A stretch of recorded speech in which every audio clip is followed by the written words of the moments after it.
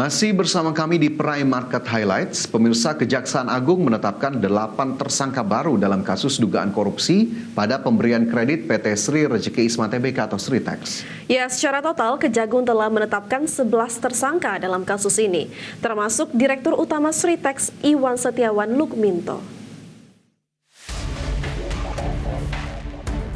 Kejaksaan Agung menetapkan 8 tersangka baru dalam kasus dugaan korupsi pada pemberian kredit PT Sri Rejeki Isma Tbk atau Sritex. Penetapan tersangka ini setelah dilakukan pemeriksaan sebanyak 175 saksi dan ahli, serta surat yakni dokumen terkait yang telah dilakukan penyitaan oleh tim penyidik. Secara total Kejagung telah menetapkan 11 tersangka dalam kasus ini. 8 tersangka tersebut yakni Alan Moran Severino selaku Direktur Keuangan PT Sritex tahun 2006 hingga 2023. Babai Farid Wazadi selaku Direktur Kredit UMKM merangkap Direktur Keuangan Bank DKI tahun 2019 hingga 2022. Pramono Sigit selaku Direktur Teknologi dan Operasional Bank DKI tahun 2015-2021. Yudi Renaldi selaku Direktur Utama Bank BJB periode 2009 hingga Maret 2025. Beni Riswandi selaku Senior Eksekutif Vice President Bank BJB 2019 hingga 2023. Supriyatno selaku Direktur Utama Bank Jateng 2014 hingga 2023. Ujiono selaku Direktur Bisnis Korporasi dan Komersial Bank Jateng 2017 hingga 2020. Serta Suldiarta selaku Kepala Divisi Bisnis Korporasi dan Komersial Bank Jateng 2018 hingga 2020. Sebelumnya, Kejagung telah menetapkan 3 orang sebagai tersangka dalam kasus dugaan korupsi pada pemberian kredit Sritex, yakni mantan Direktur Utama PT Sritex Iwan Setiawan Lukminto, Direktur Utama Bank DKI periode 2020 Zainuddin Mapa, dan pemimpin Divisi Komersial dan Korporasi Bank BJB periode 2020 Diki Syahban Dinata. Jakarta, Tim Liputan Adex Chat.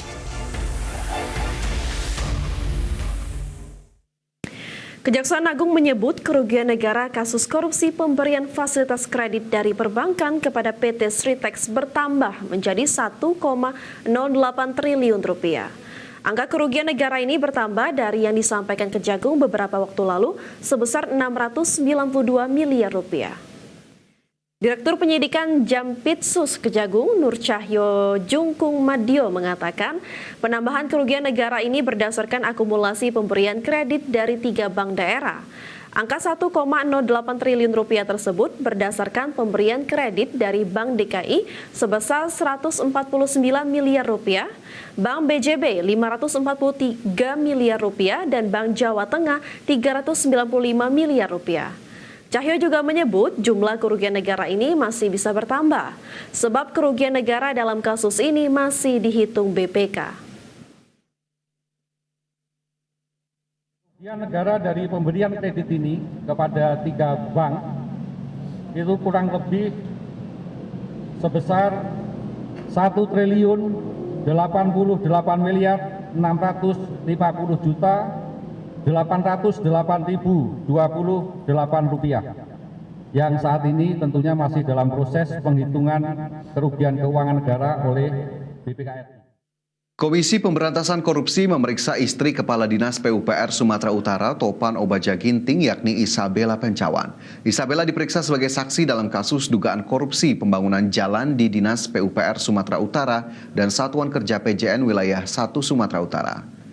Menurut juru bicara KPK Budi Prasetyo, pemeriksaan Isabella dilakukan dalam rangka tindak lanjut penyidikan kasus korupsi proyek perbaikan jalan di Sumatera Utara dengan tersangka Kadis PUPR Sumut Topan Obaja Ginting.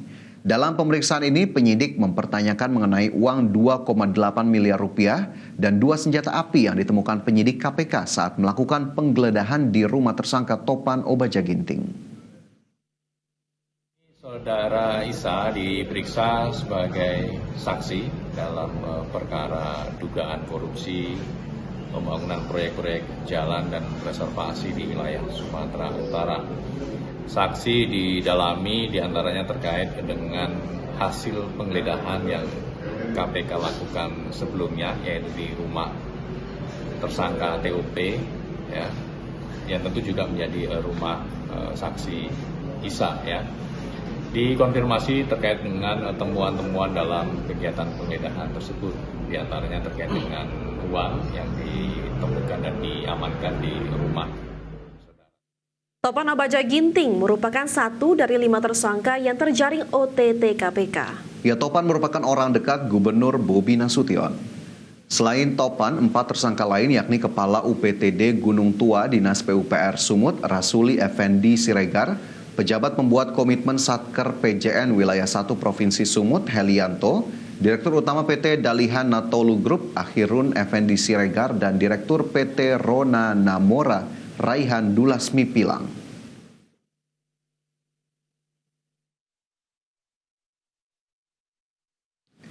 Komen dulu.